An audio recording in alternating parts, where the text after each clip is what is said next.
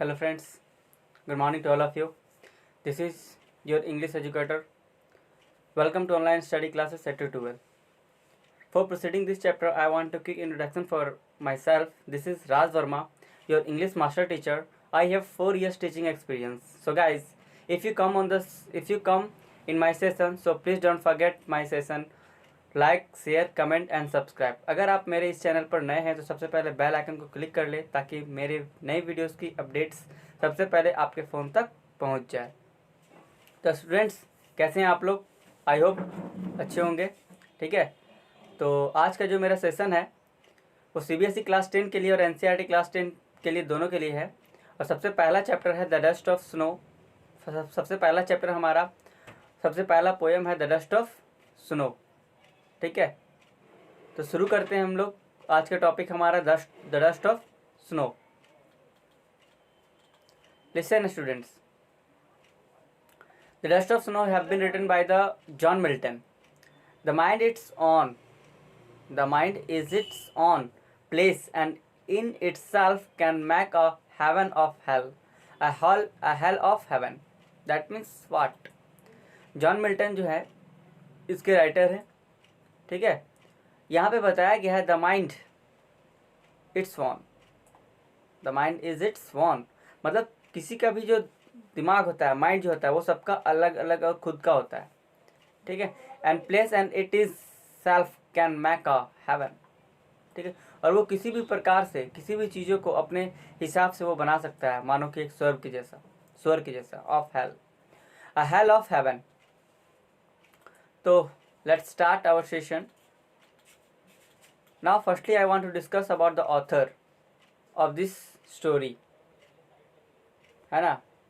मैं सबसे पहले आप लोग को ऑथर के बारे में बताना चाहता हूँ, तो आप लोग ध्यान देंगे। ठीक है, author, about the poet, this is the Robert Frost. This poem have been written by the Robert Frost, 1874 to 1963, was an American poet. ठीक है, रॉबर्ट फ्रॉस्ट जो है वो एक अमेरिकन पोइट है और no doubt he was mind blowing poet.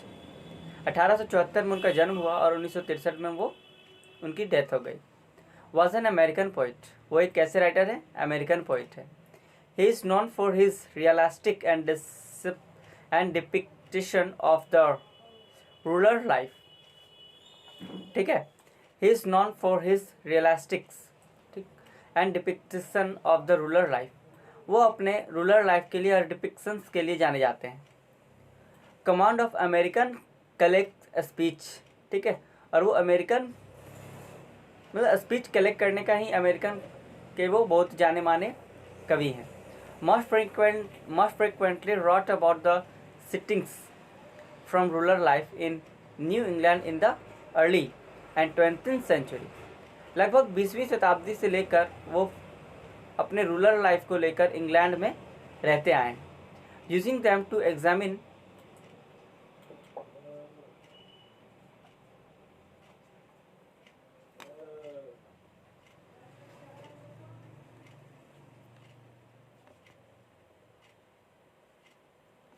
using them to examine 20th century, using them to examine a complex social and philosophical themes। मतलब ये जो रॉबर्ट फ्रॉस्ट है वो एक कॉम्प्लेक्स सोशल और फिलोसफिकल थीम्स वगैरह को लिखते हैं।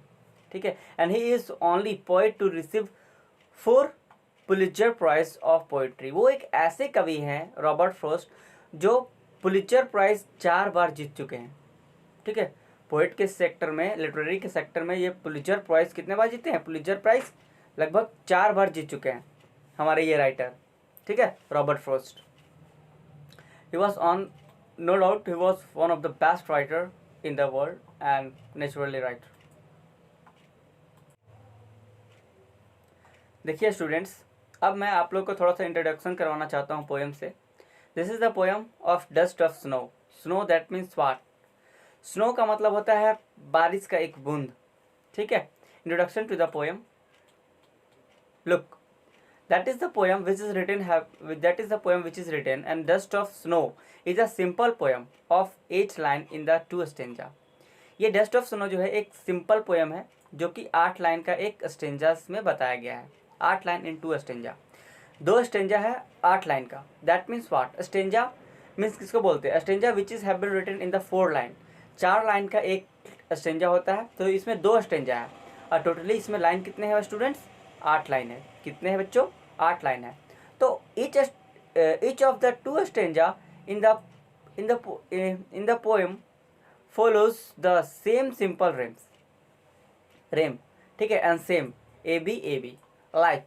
इसमें 2 स्टेंजा जो है वो बिल्कुल तरीके से आपको सिंपल और साधारण रेम के जैसा बताया गया और सेम में, जैसे AB that is the type of rhyme बोलते हैं इसको. And same dust of snow is very simple in the structure yet very poignant in the content. ठीक है, डस्ट ऑफ स्नो है एक is a very simple in structure. एक प्रकार के ये बहुत ही सिंपल और साधारण स्ट्रक्चर के तरीके से मैं आपको ये समझाने वाला हूँ. ठीक है, it is a very poignant in content also. ठीक है, और ये आपको बहुत ही तरीके से मदद भी करेगा आपके POIGNANT.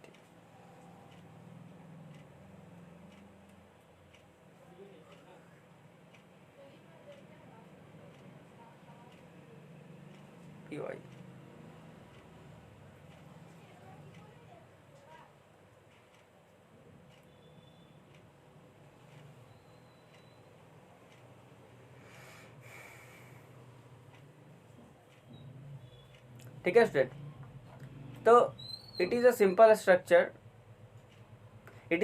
Structure is in the yet and very poignant in the content. ये आपका कंटेंट में बिल्कुल ही मर्विक तरीके से आपको समझने में मदद करेगी. ठीक है, let's start the further. Now start our the first stanza. Student listen carefully and just try to get understand. Now let's move on the poem stanza first. stanza first में आप लोगों को बताने वाला हूँ. ठीक है, ध्यान देंगे आप लोग. चलिए, the poem बिंग्स out of now here.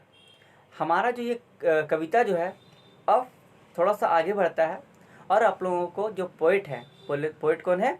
Robert Frost. Who is poet students? Robert Frost. Robert Frost gives us no detail. ठीक है, and about what happened that day or what was he doing in the snow. इस कविता में जो कवि हैं वो बिल्कुल ही हम लोग को डिटेल में नहीं बताए हैं. ठीक है, नहीं बताया गया है कि आखिर उस दिन उनके साथ क्या हुआ था. what was have been doing in the snow, और वो स्नो के साथ क्या कर रहे थे, बिल्कुल ही डिक्लेयर नहीं किया. But what ever it is, I want to just get understand. So we understand from the first stanza. हम लोग फर्स्ट स्टेंजा से ये समझने की कोशिश करेंगे स्टूडेंट्स कि that the poet was standing under a hemlock tree. ये कवि जो है, ठीक है, कवि जो है वो हेमलॉक ट्री के नीचे खड़ा है. पता है हेमलॉक ट्री का मतलब क्या होता है? नहीं मालूम? मैं बताता हूँ आपको. देखिए, हेमलॉक ट्री, ठीक है, हेमलॉक ट्री का मतलब होता है, आप लोग धतूरा का पौधा देखिए. धतूरा का पौधा, धतूरा मतलब पता है? अरे वो जो काटे काटे टाइप का होता है ना, जो एक क्या बोलते हैं, शिवरात्रि के टाइम में आप लोग देखे होंगे, और वो काटा काटा ग्रीन टाइप का होता है, उसमें वाइट फ्लावर होते हैं, वाइट कलर का ऐसे करके बना हुआ रहता है. ठीक है, ऐसे करके. तो धतूरा का पौधा उसी को बोलते हैं hemlock tree. Just hemlock tree के नीचे कवि जो है वो खड़ा रहता है. And there was a crow on of the branches of a tree. There was a crow, और एक कौवा रहती है उसकी शाखाओं पर, उस पेड़ की शाखाओं पर एक कौवा बैठी रहती है. ठीक है, when the crow made some move no specified. When the crow made some move मतलब कि जब कौवा थोड़ा सा इधर उधर जब मूव करता है. ठीक है, no specified and the snow went down on the poet. तो जो स्नो रहती है, बारिश की जो बूंद रहती है, ओस की जो बूंद रहती है, वो टपक कर पोइट के ऊपर एक ड्रॉप में गिरती है. जैसा कि आपको इस थोड़ा सा फिगर में मैं आप लोग को दिखाने का कोशिश किया हूँ. ये देखिए, just right Robert Frost and it is the hemlock tree, and it is like that snow, and which is dropped into the poet of Robert Frost. Students, this is the stanza 1. Now let's go stanza 2. Just listen and carefully try to understand. देखिए students, हम लोग stanza 2 की तरफ move करते हैं और समझने की कोशिश करेंगे आप लोग. Stanza 2. In this second stanza, the poet says that this small incident made his mood light up. इस सेकेंड पैरा में क्या कहते हैं रॉबर्ट फ्रॉस्ट? कहते हैं कि दिस स्मॉल इंसिडेंट, एक छोटी सी घटना, made his mood light up. मतलब जैसे कि स्टूडेंट्स, अगर किसी प्रकार का कोई भी घटना, हल्का सा भी अगर कोई घटना होता है तो आपके लाइफ में कुछ चेंजिंग आती है. जस्ट लाइक पोइट का भी मूड, जब स्नो गिरा, ठीक है, जब स्नो गिरा पोइट के ऊपर, तो जस्ट उसका मूड चेंज हो गया, light up. That is the mood change. Light up means what? Completely change of his mood. Through the words and of the poet we can understand that the poet was having a bad day. Bad day through the words. इस word की सहायता से, इस शब्दों के द्वारा कभी यह कह सकते हैं और कभी समझाना चाहते हैं कि was having a bad day. उस समय जब वो वहाँ पर पहुँचा था तो उस समय उसका जो दिन था वो पूरी तरीके से बैड डे था. ठीक है, मतलब अच्छे दिन नहीं थे, पूरा मूड खराब था पोइट का, बिल्कुल सा एकदम bad day. And they way the crow and shook the snow to poet's body made his day. जब पोइट उस समय वहाँ पर गया था उसका पूरी तरीके से मूड खराब था, लेकिन जैसे ही क्रो, हेमलॉक ट्री के ऊपर कौन बैठा था स्टूडेंट? एक कौवा बैठा था. ठीक है, और कौवा जब हल्का फुल्का इधर उधर मूव किया तो उससे एक स्नो गिरा. क्या गिरा बच्चों? एक स्नो गिरा. और वो स्नो कहाँ पे जाके गिरा? पोइट के ऊपर. जैसे ही पोइट के ऊपर वो स्नो गिरा, पोइट का दिमाग कंप्लीटली चेंज्ड. उस समय उसका जो दिमाग पूरी तरीके से बैड डे था, लेकिन जब क्रॉस हिलाया और जैसे ही ड्रॉप ऑफ स्नो उसके दिमाग पे उससे पे गिरा तो उसका completely body made his day changed. उस दिन उसका बॉडी पूरी तरीके से कंप्लीटली मूड चेंज हो गया. ठीक है students, that is the second stanza. Poetic device used in the poem and the poet employed A B rhyme and scheme in the poem. इस कविता में कवि जो है, ठीक है, इस कविता में कवि जो है वो ए बी और ए बी करके रैम आप लोगों को और श्रैम इन दिस पोएम का यूज़ किए हैं. And enjambments, that means what? The continuation of a sentence and without a pause and beyond the end of a line. ठीक है, कपलेट और stanza, it is called what? ये पूरे तरीके से समरी हम लोग डिफाइन किए हैं, इसको हम लोग इंजमेंट्स कहते हैं. ठीक है स्टूडेंट्स, एग्जाम्पल आप लोग को एग्जाम्पल से मैं समझाना चाहता हूँ. ठीक है, ध्यान देंगे. Example, both the two stanza of the poem is a single sentence in 4 line.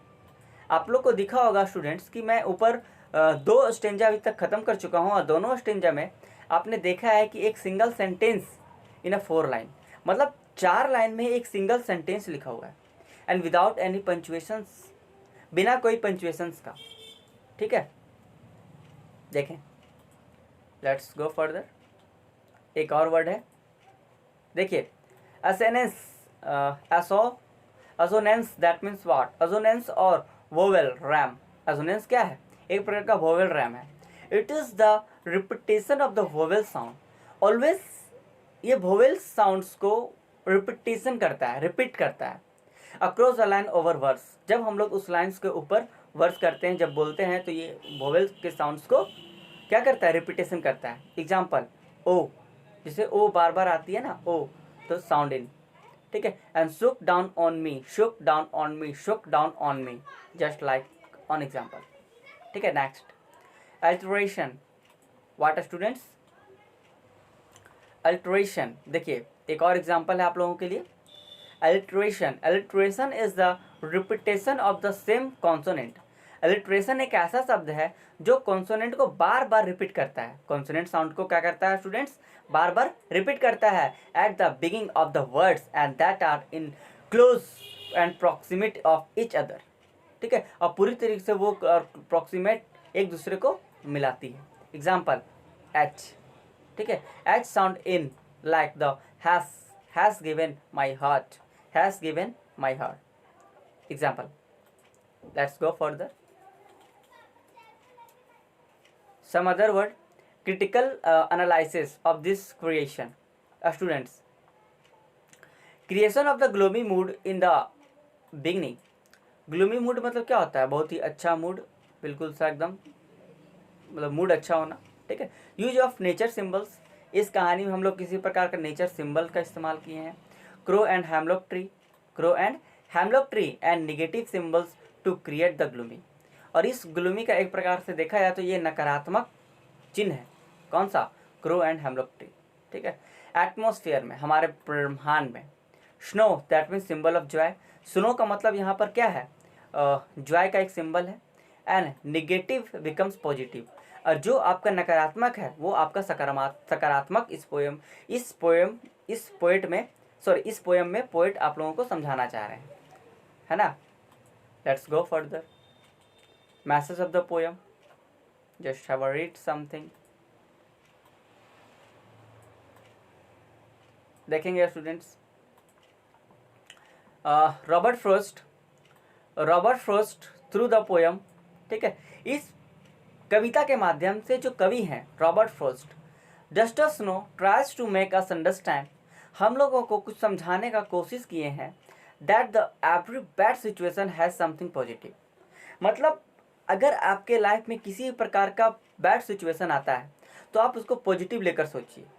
ठीक है, इन इट, बिल्कुल पॉजिटिव लीजिए अपने दिमाग में, in it and instead of being sad for the situation. और हर एक सिचुएशन में आप लोगों को हंसते रहना है, कोई चाहे वो सुख हो या दुख हो। आप लोगों को सिचुएशन बहुत तरीके का सिचुएशन हम लोगों के लाइफ में आती है बच्चों। ठीक है, कभी दुख आती है तो कभी सुख आती है। ठीक है, लेकिन हर एक सिचुएशन में हम लोगों को उससे सामना करना है। ठीक है, और उस सिचुएशन को फेस करना है और पॉजिटिव सोचना है, बी पॉजिटिव। ठीक है, and we should try to find the positively in it. और निगेटिव में भी हम लोगों को पॉजिटिव थॉट ढूंढना है स्टूडेंट्स, और पॉजिटिव रहना है, अपने आप को पॉजिटिव बना के रखना है। That is good way of a students life. ठीक है, इस कविता में रॉबर्ट फ्रॉस्ट भी हम लोगों को यही संदेश देना चाहते हैं। तो स्टूडेंट्स, ये था हमारा 2 पारा। ठीक है, जैसा कि आप लोग को मैंने बताया था कि मैं thanks for watching, Robert Frost का मैं ये डस्ट ऑफ स्नो छोटा सा पोएम था, है ना। आई होप आप लोगों को बहुत ही मज़ा आया होगा। तो कैसी लगी मेरी ये सेशन, तो कमेंट बॉक्स में कमेंट कर ज़रूर बताएं, और हमारे वीडियोस को लाइक, शेयर और सब्सक्राइब करना ना भूलें। ठीक है, और बेल आइकन को क्लिक कर ले स्टूडेंट्स, ताकि जैसे ही मेरी इसी तरीके से नए विडियोस में अपडेट्स लाता रहूँगा तो आप लोगों के लिए पहुँचती रहे। तो मिलते हैं स्टूडेंट्स फर्स्ट चैप्टर का second poem fire and ice के साथ। तो तब तक के लिए हमारे वीडियोस का इंतज़ार कीजिए, और लाइक कीजिए, शेयर कीजिए और सब्सक्राइब करना ना भूलें। Take care students, bye bye, thank you.